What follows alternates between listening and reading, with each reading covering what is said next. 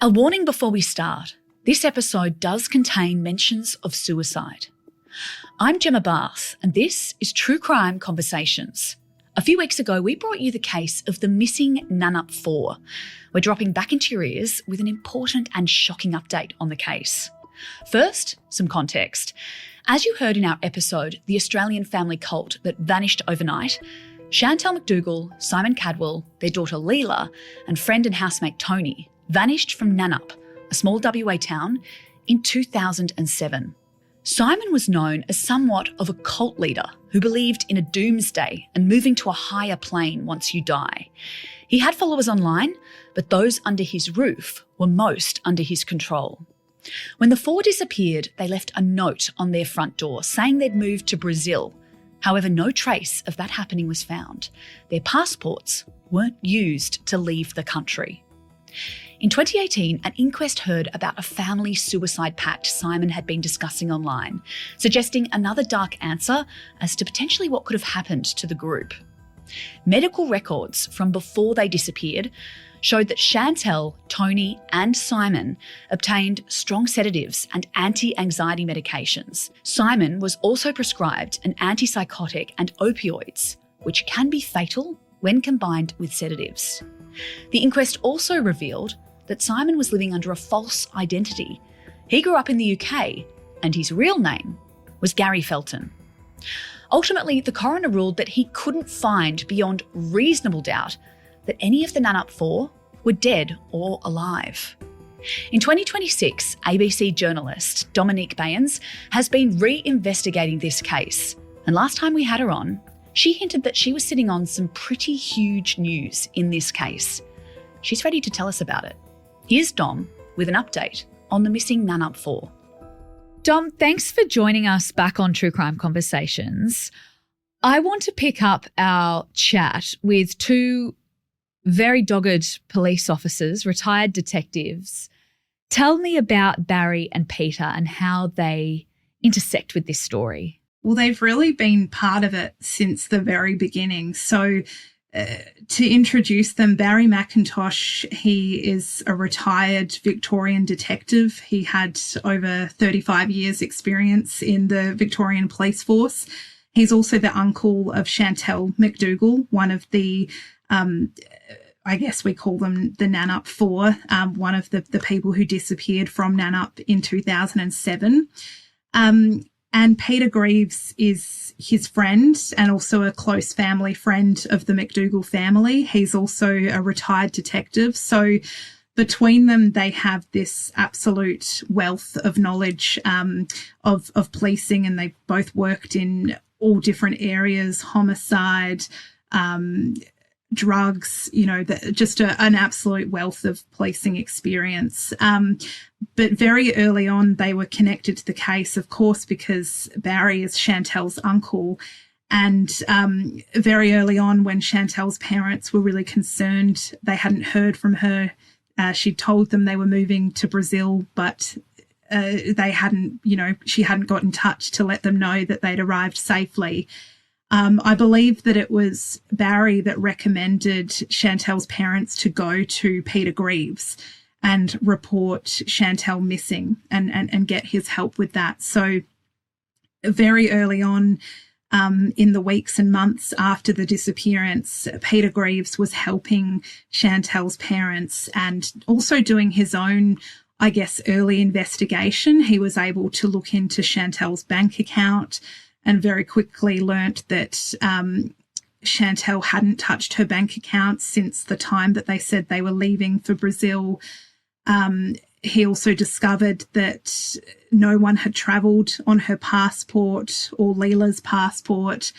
And, so I guess those two elements very quickly raised alarm bells for Peter. And, he felt that this was actually quite serious. From there, he, I guess went up the chain of the Victorian Police Force to report them missing to the Western Australian Police Force, and who then took on the investigation from there. So I guess that's a bit of their really early involvement. And the case was then passed on to WA Police, who took that on, conducted early missing persons investigations, and eventually a homicide investigation that led to the coronial inquest.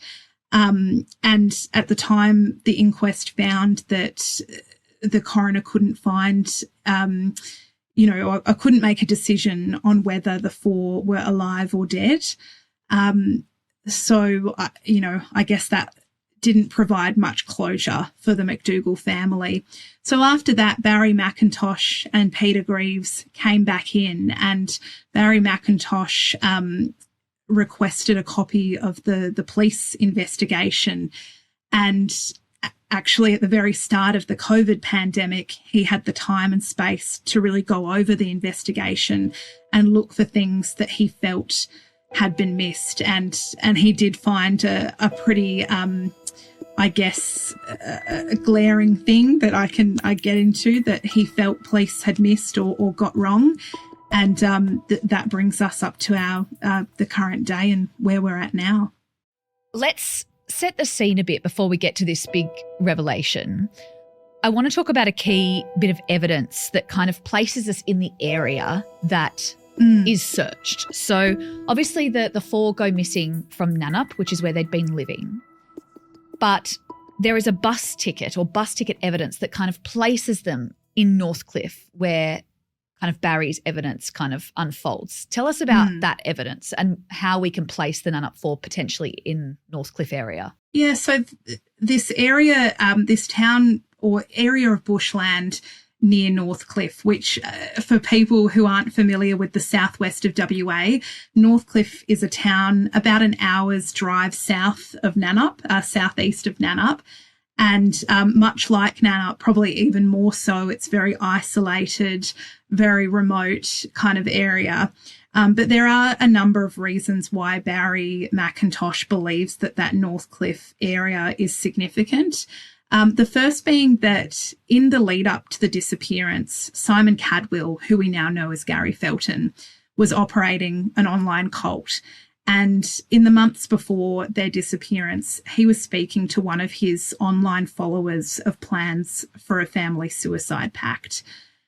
And in his words, he said the plan was for the four of them to wander into a remote area and take their own lives, and for the bodies to be buried.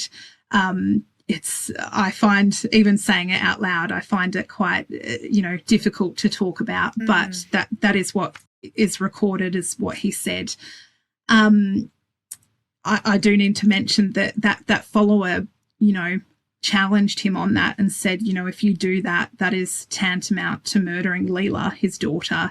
And at that point, he became more closed off with that follower and said actually he'd changed his mind and they would just move somewhere where people couldn't find him. But that is what he had told them his plan was.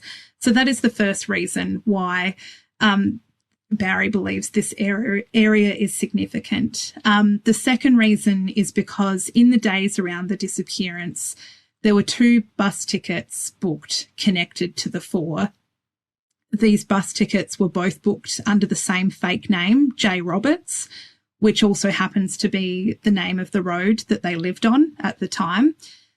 Now, one of these bus tickets to Northcliffe was not used, but the one that was booked the next day, the day after, that first ticket was used. So one of the group, it is believed, we don't know exactly which one, but someone connected to the group, one of the group,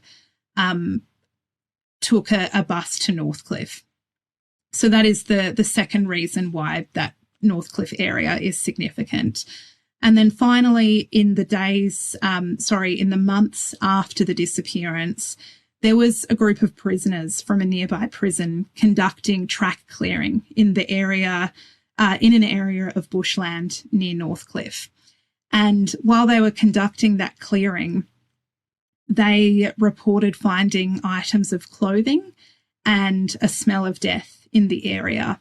Now, they told the prison officer who was supervising them of that, and he reported that to police at the time, to local police, who then went to the bushland and they, I guess, conducted their own search, but they said they found a T-shirt, but it looked like it had been there for years rather than months, and they couldn't smell a thing. Many years later, when the case was reviewed again, police did another search of that Northcliffe bushland. That search was based off the memory of one of those original officers that went to that area to check it out when it was reported by those prisoners. So there were 2 searches conducted of bushland in the Northcliffe area relating to this case, which brings us to Barry McIntosh and when he went over the files. When he got his hands on the police file, he immediately went to look at that, the notes, I guess, around that Northcliffe search. And pretty quickly, he established that he believed that police had actually been in the wrong area all along when they went to check out that area. They didn't search the area that the prisoners were looking at. Yeah, that's what Barry believed very early on in the piece. He thought, actually, looking at this, I think they've searched the wrong area. He actually tracked down the prison officer who was supervising those prisoners on that day to work out the exact coordinates. And it wasn't until I was able to sit down with WA Police recently that they confirmed that, yeah, actually that the 2015 search that they conducted of the bushland, that was in the wrong area. That search was based off the memory of an officer who searched in 2007, but they can't confirm the exact location of that early search because the coordinates of that search weren't recorded. But if the memory of that officer is correct, it means that neither of those searches were in the right place. The reason that they couldn't smell anything was because they were nowhere near the spot where those prisoners were conducting that clearing that day. How did you react to this news? Because that's a pretty baffling mistake. It is really hard to go, think of the what ifs and think, if that is right and they were in the wrong place, they were about a kilometre or so out from where those prisoners were carrying out track clearing. And, there's a chance that it was nothing at all, or, it might not have been them there. We don't know.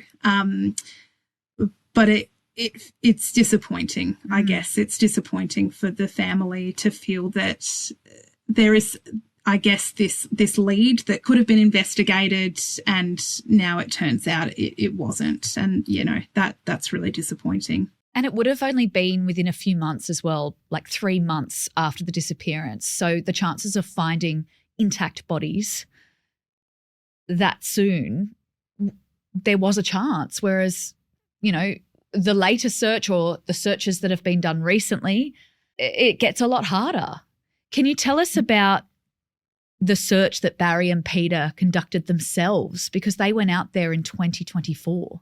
Yeah, so when Barry had a look over the police investigation file and found that error, he immediately wanted to go there himself and search that area.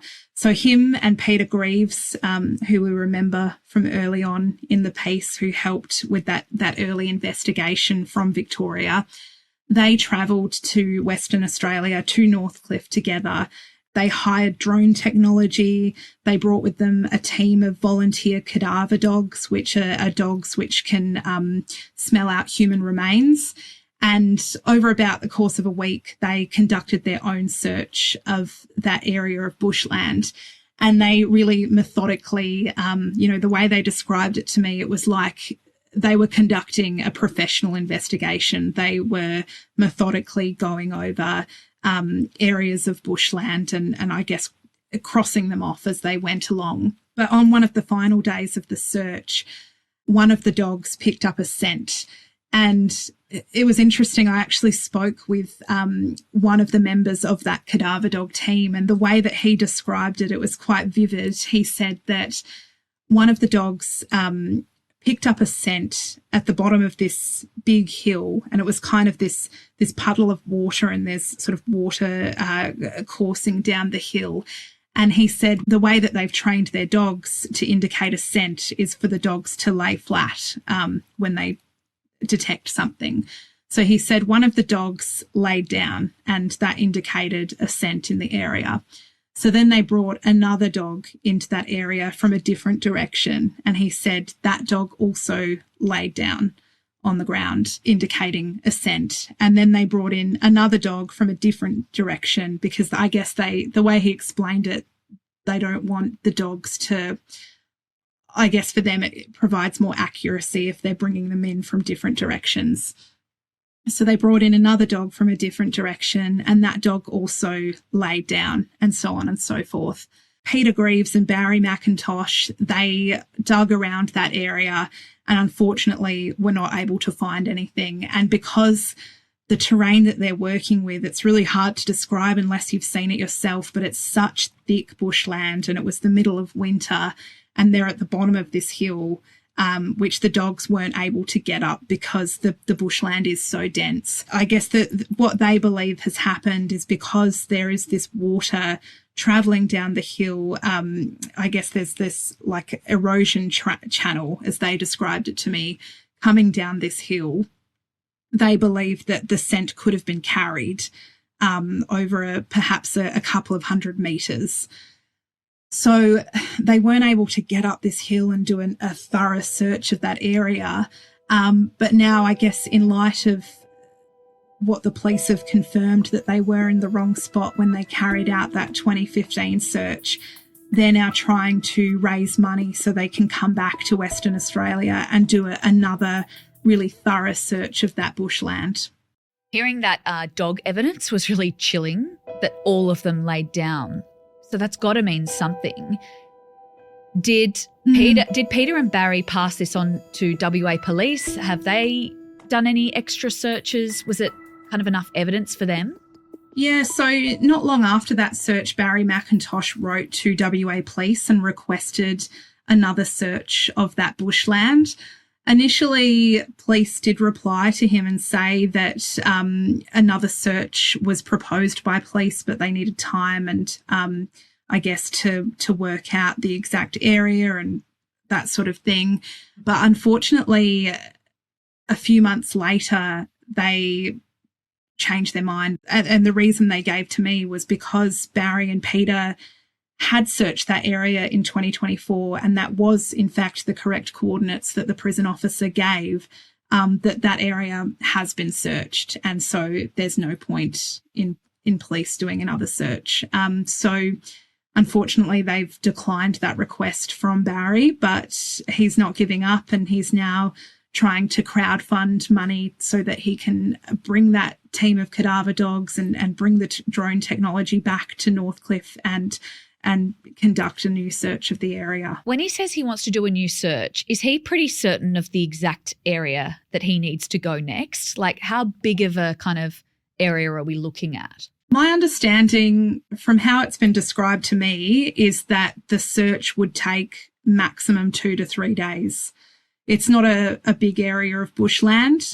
They've, I guess, been able to, with that scent from the cadaver dogs and going back to the prison officer and having more conversations, they've really been able to kind of pinpoint a pretty small area of bushland. So it wouldn't take much. Like I said, a couple of days, 3 days at most, as I understand it. But because Barry and Peter are in Victoria, it's not, it takes time and it takes money, and you've got to organise a team of cadaver dogs. You've got to organise the drone technology, accommodation, all that sort of thing. So it's more of a logistical challenge, I guess, of actually organising it rather than the search itself, if that makes sense. Well, I can see on the GoFundMe that Barry's trying to raise $9,000. So he's basically just waiting for the funds to then be able to do this final search to hopefully then get answers. Is that where we're at?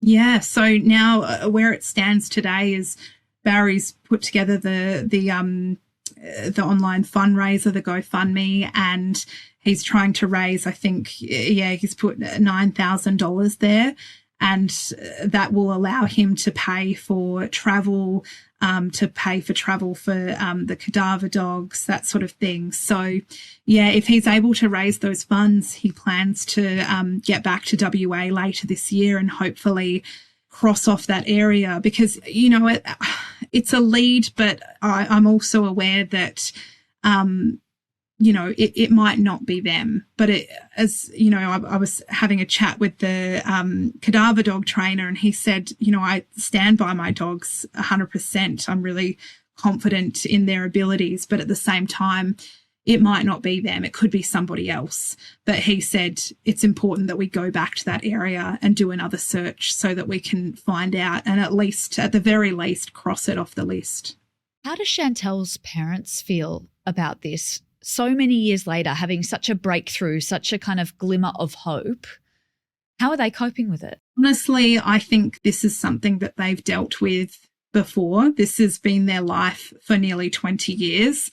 And so I'm really aware when we're talking about this as hope on the horizon or potentially answers on the horizon, they have been through this before, of having hope and potentially having answers and then feeling let down and, just having more questions, I guess. I can liken it to when they found out that Simon Cadwell's true identity was Gary Felton. At the time, I imagine that would have been such a huge breakthrough, and surely this is leading to answers. Surely something is going to come of this, and then nothing. So I'm really aware that it could be the same again, but it also might not be, and that's a really difficult place to be in. And I know that they do want that area searched, but I'm sure, without putting words in their mouth, I'm sure that it's something that you have to balance, that hope and just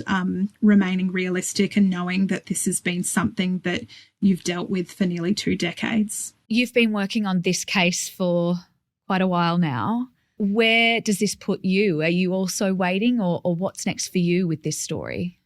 Absolutely. As you can imagine, it's hard not to spend so much time with these people and with their story and not feel incredibly invested in it. And it would be wonderful if doing this podcast has in some way pushed the case forward. I will certainly be staying with it. And, it's, even though the podcast has come out, as you know, with podcasts, you can always make another episode. So where it stands is, the podcast is out, but I have not stopped looking into the circumstances around the disappearance, and I will be absolutely bringing listeners an update on any significant developments that we have from now on, which, would be wonderful to be able to do. But it's certainly not the end of the road for me, that's for sure.